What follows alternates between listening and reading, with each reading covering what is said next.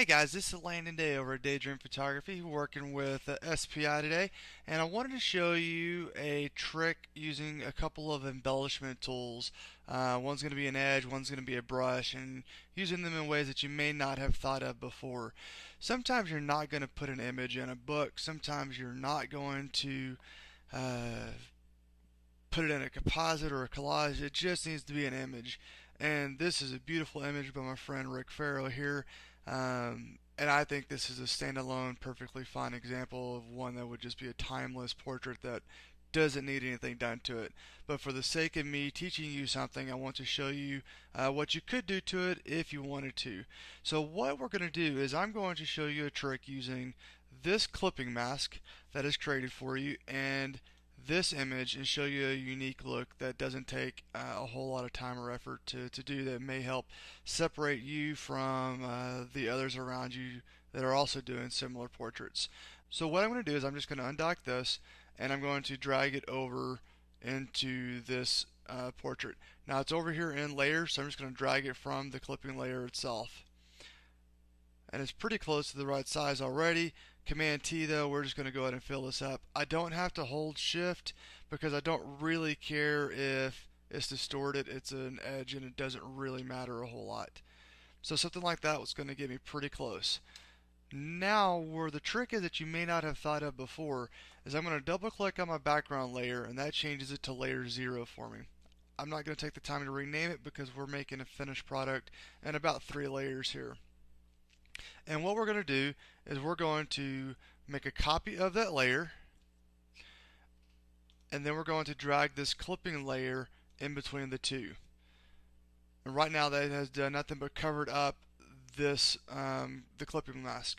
So if I clip layer 0 copy into the clipping layer here, it's going to go something like that. And right now this arrow says that this is going to take on the shape of the layer under it. And the way we could tell that is if I blink this off, you can tell it's got the shape of the edge here. If I zoom in, you can see it's got the funky, distorted, embellishments, swirlies, grunge-ish look to it. Now, what I'm going to do that may be a little bit different is I'm going to click the bottom layer on, and I'm just going to adjust the levels on it and make it darker. And as I do that, it brings in just a little bit of that embellished texture from the edges and gives it a pretty unique look. Click that off. So it's not a drastic change, but it's just something that may add a little bit of something else to your work that you've already got. Let's say that we get in here though and we really don't like it on her skin or this big spot here. The easy way to fix that is to come into my clipping layer and just add black to it. So if I just paint using a soft round brush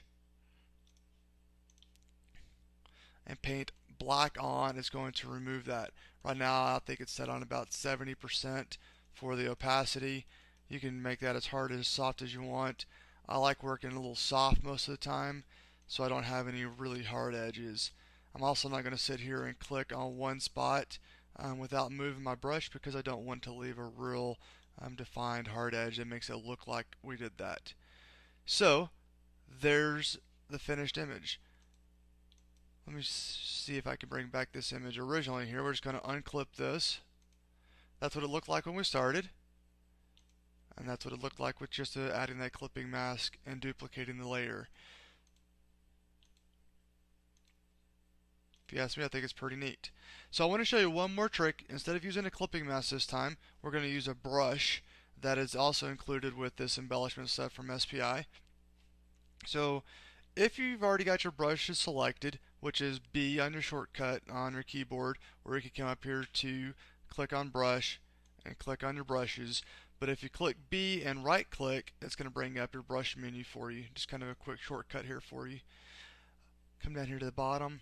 And sometimes all you need is a little bit of something to add some flair or text or a name or a logo or something to that extent. I'm going to drag a guide here, show me where the middle of this image is. Go up to 100% on my opacity just by clicking 0 on my keyboard. And click.